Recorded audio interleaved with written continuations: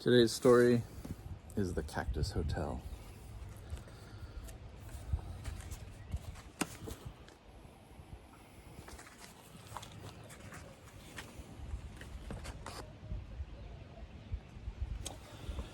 On a hot, dry day in the desert, a bright red fruit falls from the tall saguaro cactus. Plop! It splits apart on the sandy floor. 2,000 black seeds glisten in the sunlight.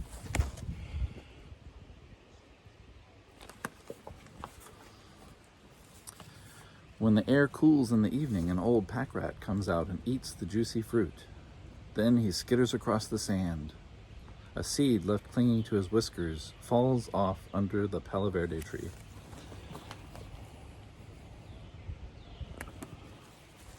It's a good place for the seed to drop. A spotted ground squirrel looking for something to eat does not see it. A house finch chirping high in the palo verde does not see it.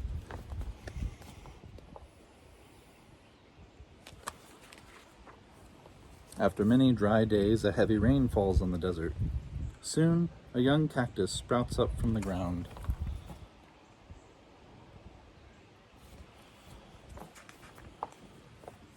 Slowly, the seedling grows. The palo verde protects it from the hot summer sun and cold winter nights. After 10 years, the cactus is only 4 inches high. It is just big enough for desert ants to climb its spiny sides.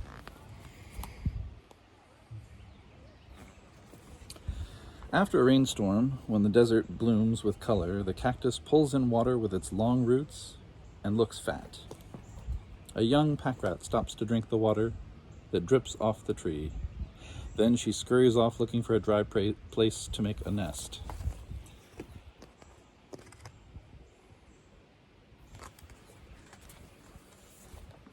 When there is no rain, the cactus uses up the water it had stored inside and looks thin. The palo verde loses its tiny leaves, but there is always some shade for the cactus below. After 25 years, the cactus is 2 feet tall. A jackrabbit cools off beside it and gnaws on the green pulp. But when a coyote moves in the distance, the jackrabbit disappears into a nearby hole.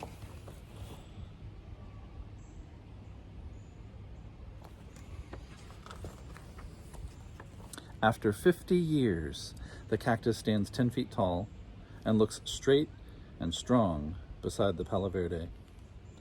For the very first time, brilliant white and yellow flowers appear at the top of the cactus. Every spring from now on, the flowers will open for one night only and then close in the heat of the day. They beckon like a welcoming signal across the desert.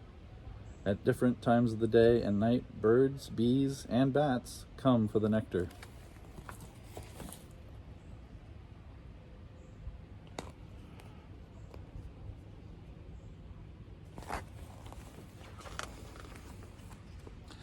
The flowers dry up, and after a month, the bright red fruit filled with black seeds is ripe and ready. A Gila woodpecker comes to eat. He looks around at the cactus and decides to stay.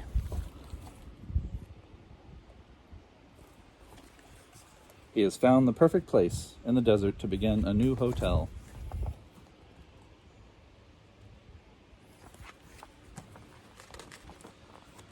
The woodpecker goes right to work, and the only tool he uses is his long, hard beak. Tap, tap, tap. He bores into the flesh of the cactus. Tap, tap, tap. He digs deep inside to make a space that is comfortable and roomy. The cactus is not harmed.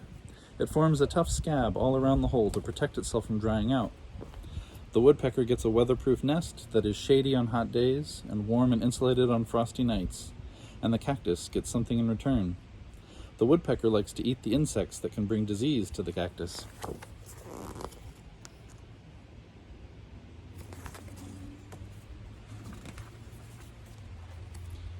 After 60 years, the Cactus Hotel is 18 feet tall. To add more space, it begins to grow an arm. A woodpecker has a new hole in the trunk.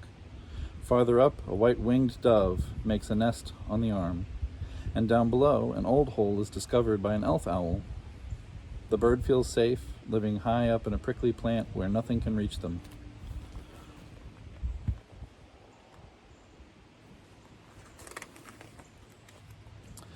All around the desert there are holes of every size, for ants and mice, lizards and snakes, rabbits and foxes. After 150 years, there are holes of every size in the cactus, too. The giant plant has finally stopped growing. It is 50 feet tall, with 7 long branches. It weighs 8 tons, about as much as 5 automobiles.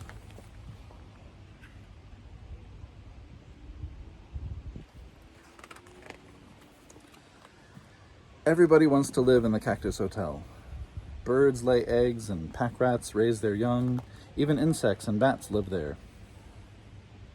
When one animal moves out, another moves in, and every spring they come for a special treat of nectar and juicy red fruit.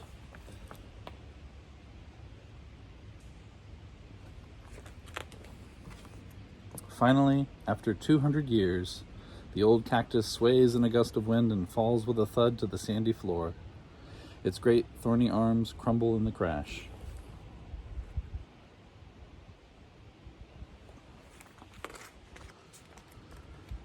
The creatures that lived up high must find other homes, but those that prefer to live down low might move in.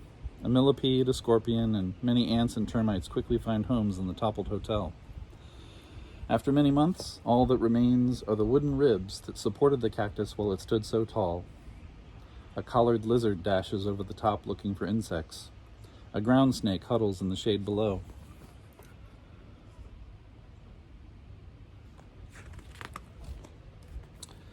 And all around, there is a forest of cacti slowly growing in the desert. Through hot and cold, wet and dry, some will survive long enough to become other cactus hotels.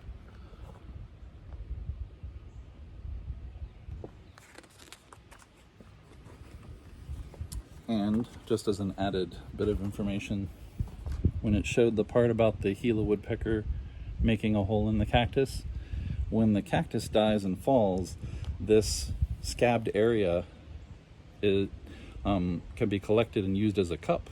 So the Indians that lived in the area used to use they call them cactus boots. And the Indians used to use them as cups because they were sort of petrified, the scabbed cactus skin.